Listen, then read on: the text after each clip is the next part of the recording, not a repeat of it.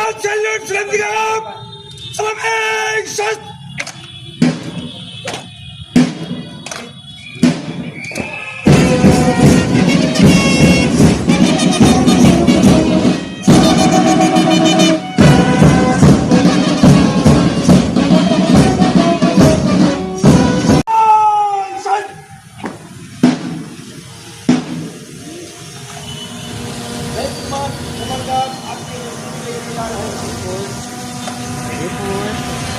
Samarkand!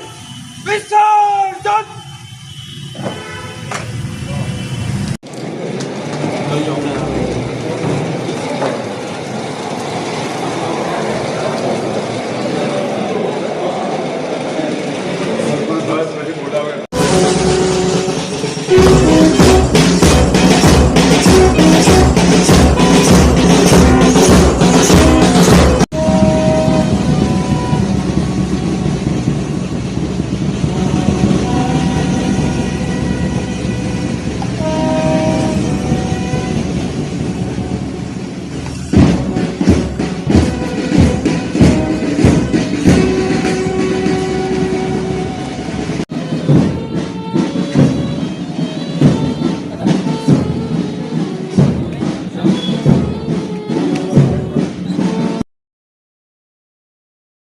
સંકળાયેલી છે એ વેલફેરની તમામ બાબતો ઉપર ધ્યાન આપવામાં આવશે.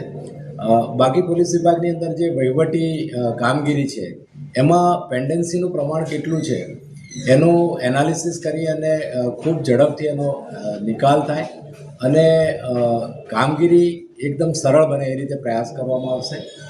ત્રણેય જિલ્લાના અરજદારો સિનિયર લેવલના અધિકારીઓને ખૂબ સરળતાથી મળી શકે, એમના પ્રશ્નોની રજૂઆત કરી શકે અને એમની સમસ્યાઓનું નિરાકરણ ખૂબ ઝડપથી આવે એ રીતેની એક રૂપરેખા તૈયાર કરી અને ત્રણેય જિલ્લાના એસપીને સૂચના આપવામાં આવશે, જેથી અરજીઓનું જે ભારણ છે એ ઓછું થાય, અરજીઓનો ત્વરિત નિકાલ થાય અને કોઈ ઘટના બને એ પહેલાં એ ઘટનાને નિવારી શકાય. સાથે સાથે પ્રજાની તમામ પ્રકારની સલામતી, એમની સુખાકારી અને શાંતિ બની રહે એ પ્રમાણે પોલીસ વિભાગ તરફથી ધ્યાન આપવામાં આવશે. સર, સુરક્ષાને લઈને ભાવનગરનો 152 કિલોમીટર લાંબો દરિયા કિનારો છે, અમરેલી પણ દરિયા કિનારો આવે છે, શું કહેશો? અત્યારે વર્તમાન સમયમાં જે પરિસ્થિતિ છે તેને ધ્યાને લેતા આપણે દરિયાઈ સુરક્ષાને ખૂબ પ્રાધાન્ય આપ્યું છે. રાજ્ય સરકાર અને કેન્દ્ર સરકાર દ્વારા એને સતત મોનિટરિંગ કરવામાં આવે છે.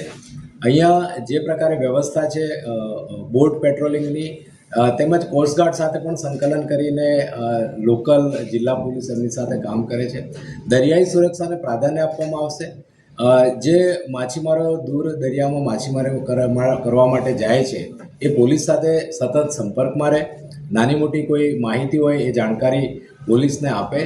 એ સાથે જે દરિયા કિનારા વિસ્તારના જે ગામો છે એ ગામોની અંદર વિઝિટ કરવામાં આવશે, મુલાકાત લેવામાં આવશે, ત્યાંના લોકો સાથે ચર્ચા કરવામાં આવશે અને મેક્સિમમ દરિયા કિનારા ઉપર જે પ્રવૃત્તિઓ થાય છે એ પ્રવૃત્તિઓ ઉપર સતત ધ્યાન આપી અને એવી કોઈ પણ ઘટના ના બને અથવા એવો આપણો કોઈ પણ લેન્ડિંગ પોઈન્ટ અહીંયા ના બને એ પ્રકારે પૂરતું અને વિશેષ ધ્યાન આપવામાં આવશે, તકેદારી રાખવામાં આવશે. સર, ખાસ કરીને સાયબર ફ્રોડની આપણે વાત કરી. અત્યારે ભારતમાં સાયબર ફ્રોડમાં ભાવનગર છે તે અવ્વલ નંબર ધરાવે છે સર, અને જીએસટી કૌભાંડનું પણ હબ બન્યું છે. અગાઉ ગુજસીટો પણ દાખલ કરેલો છે.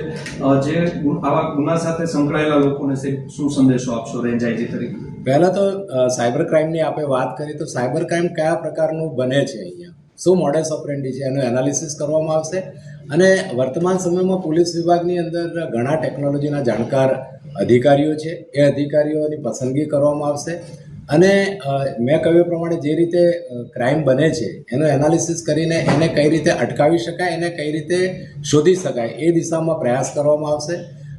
બાકી જે ભૂતકાળની અંદર જે ગુનાઓ દાખલ થયેલા છે, જીએસટીની આપણે વાત કરી, ભૂમાફિયાઓની વાત કરી, એવા અસામાજિક તત્વો વિરુદ્ધમાં બહુ જ કડકાઈથી કામ લેવામાં આવશે.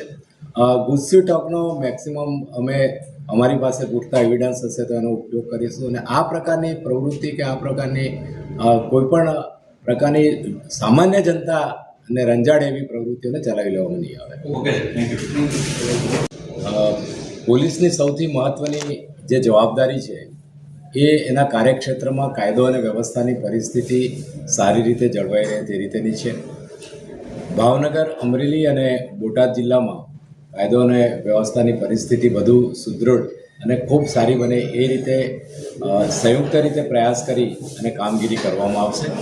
બીજું, વર્તમાન સમયની અંદર સાયબર ક્રાઇમના ગુનાઓ ખૂબ બને છે. તો એક તો જનતામાં અવેરનેસ ફેલાય એ માટે કાર્યક્રમોનું આયોજન કરવામાં આવશે. ટેકનોલોજીનો મહત્તમ ઉપયોગ કરી અને જે નાના મોટા સાયબર ક્રાઇમના ગુનાઓ બને છે એ ગુનાઓ અટકાવવા માટે ત્રણેય જિલ્લાના પોલીસ દ્વારા એક એક્શન પ્લાન બનાવીને કામગીરી કરવામાં આવશે. તે સાથે જે નશાકારક પ્રવૃત્તિઓ છે એને નાબૂદ કરવા માટે અને અંકુશમાં રાખવા માટે પોલીસ દ્વારા ઘનિષ્ઠ અને સનિષ્ઠ પ્રયાસો કરવામાં આવશે. સાથે